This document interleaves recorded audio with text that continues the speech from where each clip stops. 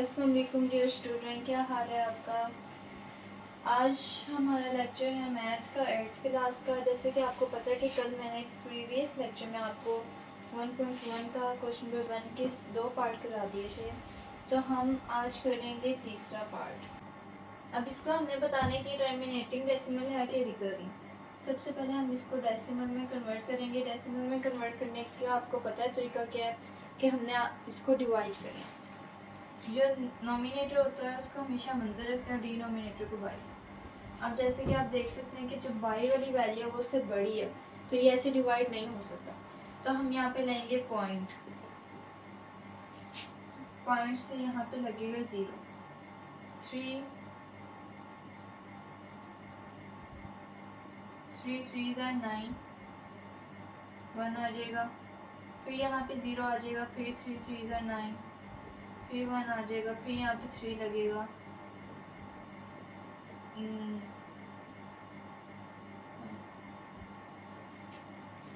अब स्टूडेंट्स आप देख सकते हैं कि हमने जब इसे डिवाइड किया तो ये वैल्यू चलती ही जा रही है and so on.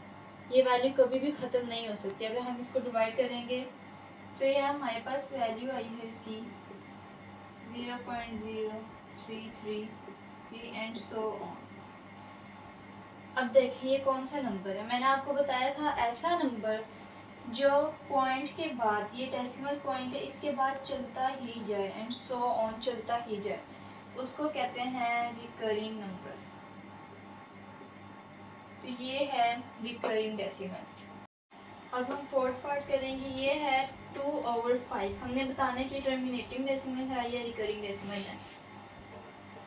As previous process हम इसको अंदर रखेंगे और 5 को बाई रखेंगे। अब ये ऐसे डिवाइड नहीं हो सकता, तो हम यहाँ पे लेंगे हमेशा की तरह डेसिमल। डेसिमल की वजह से 2 के आगे 0 लग जाएगा। अब आप 5 का टेबल पढ़ें तो आपको पता चलेगा 5 4 20 होता है।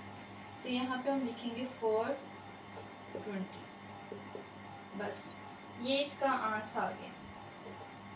इसकी क्या वैल्यू आई है 0.4। ये आगे नहीं चल रहा, ये 0 पे ख़त्म हो चुका है। ठीक है, तो ये कौन सा डेसिमल है टर्मिनेटिंग। मैंने आपको बताया था ऐसा नंबर जिसकी डेसिमल के आगे वैल्यू रुक जाए उसको कहते हैं टर्मिनेटिंग नंबर, और वो डेसिमल जिसके आगे चलती ही जाए उसको कहते हैं रिकरिंग डेसिमल। तो ये है टर्मिनेटिंग डेसिमल। अगर ये पेपर में आपको सवाल आ जाए तो आपने पूरा सॉल्व नहीं करना, बस आपने इसकी वैल्यू लिखनी है और मेंशन कर देना है कि ये टर्मिनेटिंग है कि रिकरिंग है। ये क्वेश्चन 2 नंबर का आएगा और आपको पता है कि पेपर में 2 नंबर भी कितने इम्पोर्टेंट होते हैं। अब हम करेंगे फिफ्थ पार्ट जो है 8/11। हमने बताने की टर्मिनेटिंग नंबर है कि रिकरिंग है, तो हम इसको भी डिवाइड करेंगे 11 से। अब यहाँ पे हम लेंगे डेसिमल, तो ये आ जाएगा 80। अब हम 11 का टेबल गिने तो हमें पता चलेगा 11 7 जार होता है 77। तो यहाँ पे हम लेंगे 11 7 जार इक्वल टू, तो ये आ जाएगा 3। अब हमने देखना है कि 11 के टेबल में 3 यहाँ पे 0 आ जाएगा, तो 11 2 जार 22 होता है। तो हम लेंगे 2, 22 माइनस करेंगे, ये आ जाएगा 8। फिर से 8 आ गया, फिर से हम 0 लेंगे, फिर हम 7 पे डिवाइड करेंगे, फिर 77 आ जाएगा, फिर 2 आ जाएगा और फिर 20 हो जाएगा, सॉरी 30 हो जाएगा। और हम यहाँ पे 2 पे करेंगे तो 22 एंड सो ऑन। ये चलता ही जाएगा, ये डिवीजन कभी भी रुक नहीं सकती। तो अब इसका आंसर क्या है 8/11 equal to 0.7272 and so on. अब स्टूडेंट्स बताइए कौन सा नंबर है। ये टर्मिनेटिंग नंबर नहीं है क्योंकि ये चलता ही जा रहा है। अगर ये रुक जाता, यहाँ पे रुक जाता, अगर ये सो ऑन ना होते तो ये होता टर्मिनेटिंग नंबर, लेकिन ये चलता ही जा रहा है तो ये है रिकरिंग नंबर।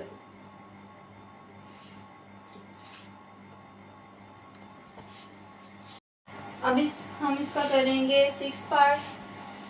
इसको हम रखेंगे नोमिनेटर को अंदर, डिनोमिनेटर को बाहर।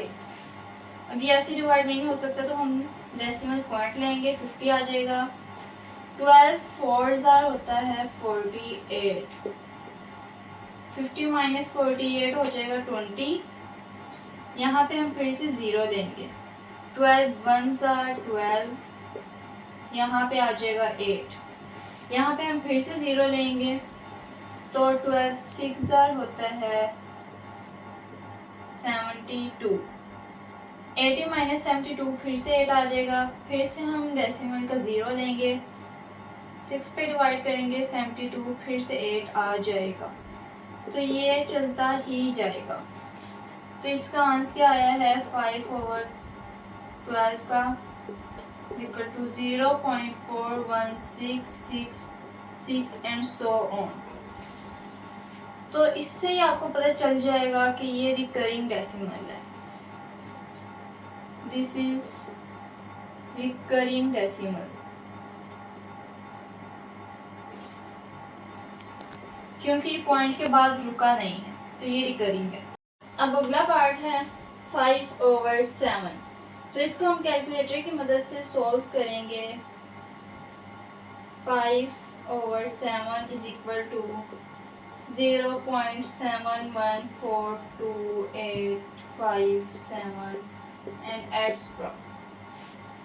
पहले जितने भी प्रीवियस क्वेश्चंस मैंने आपको कराए थे वो मैंने आपको डिवीजन प्रॉपर करके दिखाई थी, लेकिन अब ये जो है छोटे छोटे क्वेश्चंस है, ये आप खुद भी कर सकते हैं। ठीक है, अब इसको मैंने डिवाइड किया कैलकुलेटर की मदद से तो ये आंसर है।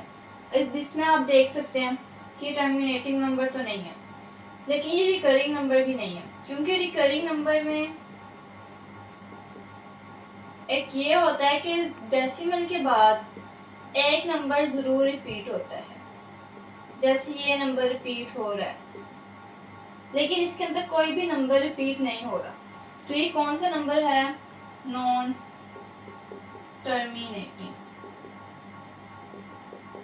क्योंकि मैंने आपको पहले लेक्चर में बताया था कि नॉन टर्मिनेटिंग ऐसा नंबर है कि डेसिमल के बाद उसमें कोई भी डिजिट रिपीट नहीं होता। जैसे इस आंसर में आप देख सकते हैं कोई भी नंबर दोबारा रिपीट नहीं हो रहा, तो ये है नॉन टर्मिनेटिंग नंबर। अब अगला पार्ट है 1/8। इसका आंसर आता है 0.125। तो स्टूडेंट्स आपको पता है कि जो नंबर डेसिमल के बाद ख़त्म हो जाता है उसको कहते हैं टर्मिनेटिंग नंबर। तो ये है टर्मिनेटिंग नंबर। अगला पार्ट देखें 14/20।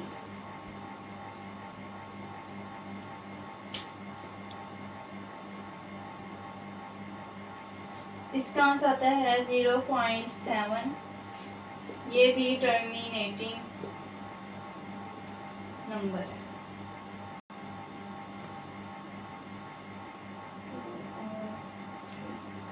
अगला पार्ट देखें, वो है अगला पार्ट है 2/3। इसका आंसर मैंने कैलकुलेटर से निकाला है 0.6666 एंड सो ऑन। तो आपको पता है जो डेसिमल के बाद एक ही नंबर रिपीट होता जाता है उसको कहते हैं रिकरिंग नंबर। तो ये है रिकरिंग नंबर। आप रफ पे इसको सॉल्व करके देख सकते हैं। अगला पार्ट है 4/5। 4/5 इसका आंसर आता है 0.8। अब डेसिमल के नंबर के बाद ही रुक चुका है तो ये है टर्मिनेटिंग नंबर।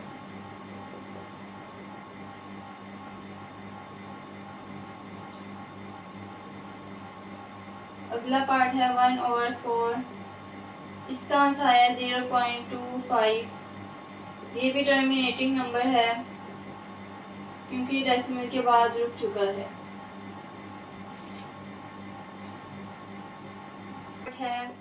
15 वाला 7/9।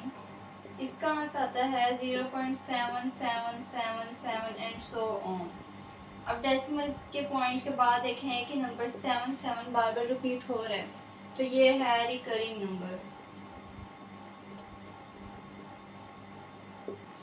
उसके बाद आता है नेक्स्ट पार्ट 8/10। इसका आंसर आएगा 0.8। ये है टर्मिनेटिंग नंबर, क्योंकि डेसिमल की पॉइंट के बाद डिजिट्स आना रुक चुके हैं, 8 पे ही स्टॉप हो चुके हैं। उसके बाद हमारा लास्ट पार्ट है 3/5। इसका आंसर आता है 0.6। ये भी टर्मिनेटिंग नंबर है, क्योंकि पॉइंट के बाद 6 के अलावा और कोई डिजिट नहीं है, रुक चुका है। तो आप लोगों ने अगर मेरी पूरी वीडियो देख ली तो इसको सब्सक्राइब करें और कमेंट करें कि अगली वीडियो में किस एक्सरसाइज पे समझाऊँ। और आपने ये अच्छे से जो है इसकी डिवीजन अच्छे से अपने रफ नोटबुक पे ज़रूर करनी है। कैलकुलेटर क्योंकि पेक्टा के पेपर में अलाउ नहीं होते हैं, तो आपने हाथ पे जो है रफ साइड पे करना है, लेकिन आपने वो नीट पे नहीं करना। बस आपने ये करना है और बस मेंशन कर देना है कि ये रिकरिंग है कि टर्मिनेटिंग है। बाकी मैंने आपको बहुत एक्सप्लेन करके समझा दिया, हालांकि ये छोटा सा क्वेश्चन था, फिर भी मैंने आपको बहुत एक्सप्लेन करके समझाया। तो सब्सक्राइब माय चैनल।